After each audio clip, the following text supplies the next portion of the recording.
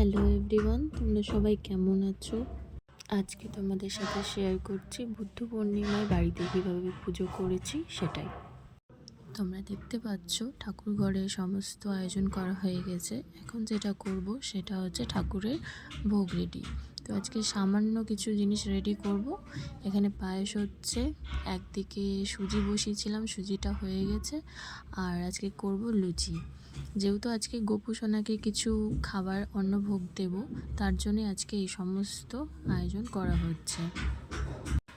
আমার প্রায় সমস্ত খাবার ভোগ রেডি হয়ে গিয়েছে, শুধু লুচিটা এখানে ভাজলেই হয়ে যাবে।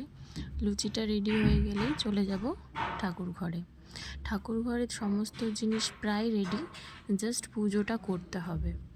তো এখানে দেখতেই পাচ্ছ ধূপ ধুনো সমস্ত কিছু রেডি হয়ে গেছে।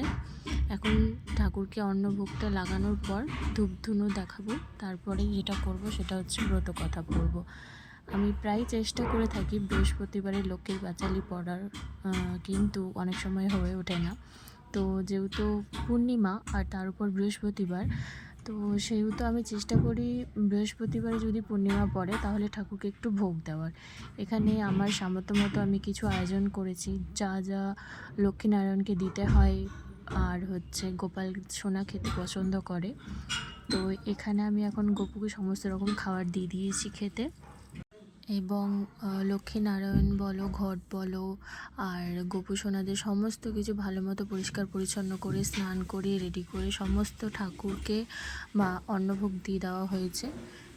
এরপরে পাঁচালি পড়ে সমস্ত পুজো কমপ্লিট করার পর সবাইকে অল্প করে প্রসাদ বিতরণ করা হবে।